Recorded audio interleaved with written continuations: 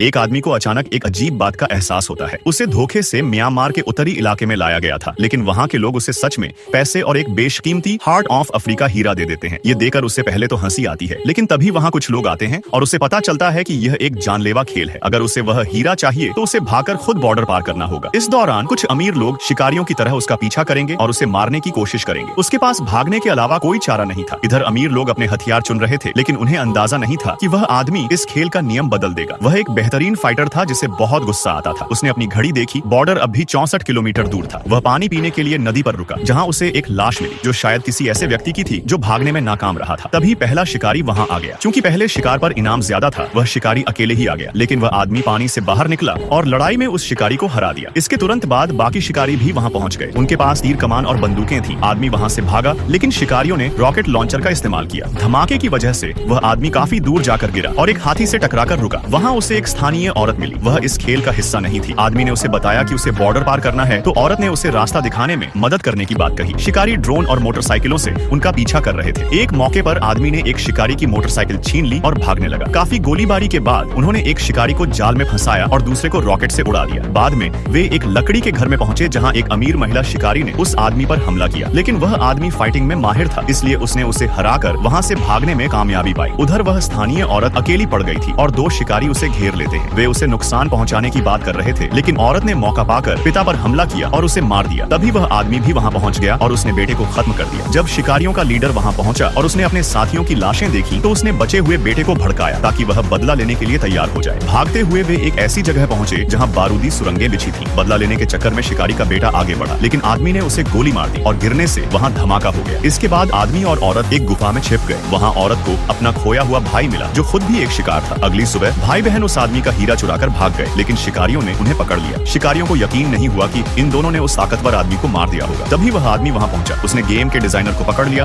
और उसे ढाल बनाकर भाई बहन को छुड़वा लिया। इसके बाद वे नदी के रास्ते भागे। आदमी को समझ नहीं आ रहा था कि शिकारी उन्हें बार बार कैसे ढूंढ लेते हैं। बाद में उसे पता चला कि हीरे में ट्रैकर लगा हुआ है। उसने एक योजना बनाई। उसने भाई बहन को हीरा देकर आगे भेज दिया और खुद शिकारियों का ध्यान भटकाने के लिए रुक गया। उसने धमाका करके और सिग्नल फ्लेयर चलाकर शिकारियों को अपनी तरफ खींचा। आखिरकार लड़ते लड़ते वह बॉर्डर के पुल पर पहुंचा। वहां मुख्य विलन ने आम नागरिकों और बच्चों को बंधक बना रखा था ताकि वह आदमी बाहर आ जाए। आदमी ने सरेंडर कर दिया। विलन ने उसे अपने गुंडों से लड़ने को कहा। आदमी ने एक एक करके सभी गुंडों और उनके सबसे ताकतवर फाइटर को हरा दिया। अंत में जब विलन ने अपनी पूरी फौज बुला ली और उस आदमी को मारने ही वाला था, तभी वह औरत वहां आ गई। उसने वह कीमती हीरा वहां के मिलिट्री जनरल को दे दिया। हीरा पाकर जनरल खुश हो गया और उसने उन लोगों को जाने का आदेश दिया। जब विलन ने गुस्से में गोली चलाने की कोशिश की, तो जनरल के आदेश पर सैनिकों ने विलन को ही मार गिराया। अंत में औरत ने हीरे का आधा हिस्सा उस आदमी को वापस दे दिया और वह आदमी सुरक्षित वहां से निकलकर अपनी